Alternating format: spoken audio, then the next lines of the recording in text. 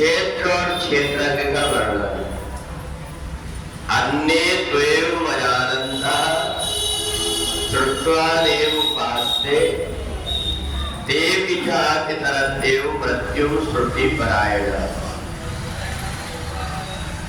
वेद व्यास जी ने संजय से कहा कि हे संजय, भगवान श्री कृष्ण ने ये गीता का उपदेश इसलिए दिया कि यदि हम गीता के अनुसार कर्म नहीं कर सकते, केवल गीता को सुन लेते हैं, तो भी हम भवसागर से पार हो जाते हैं। और इसलिए एक भी अक्षर जिसके कान में गीता के चले गए, उस व्यक्ति के अंदर कृष्ण नाम का मंत्र चला गया। और जब मंत्र चला गया तो अपने आप उसका परमात्मा से प्रेम हो जाता है। जैसे कोई व्यक्ति रोता है तो दूसरा व्यक्ति देख करके दया आ जाती है कि बेचारा क्यों रो रहा है। ऐसे ही ये गीता है। गीता का एक अक्षर भी अगर व्यक्ति ने मुख से उच्चारण किया तो भगवान श्री कृष्ण दौड़े दौड़े चले आते हैं और उसका हृदय पवित्र हो जाता है जो व्यक्ति गीता सुन लेता है।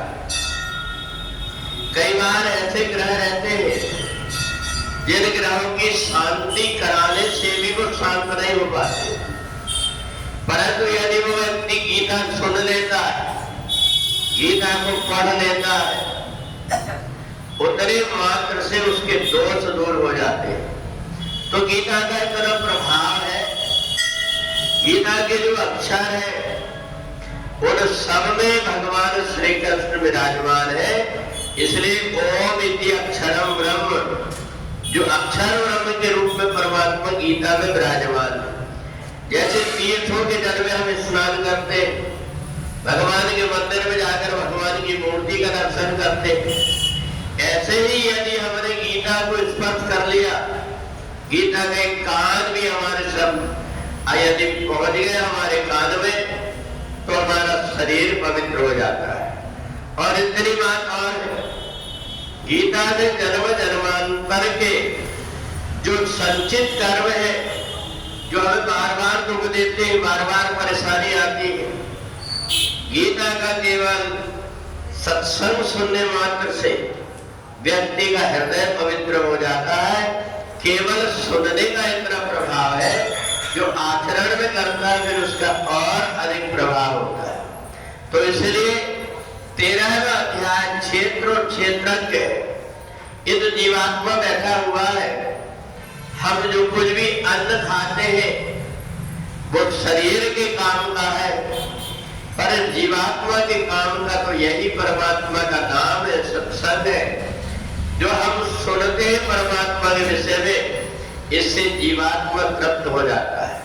तो इसलिए यदि हम जीते जी अपने शरीर का उद्धार करना चाहते हैं, तो जब तक के शरीर में ये आत्मा है, जितना बनता है हम सत्कर्म यदि कर लेते हैं, जितना भी हम भगवान से जुड़ जाते हैं, वो हमारे आगे जीवन के लिए काम आता है।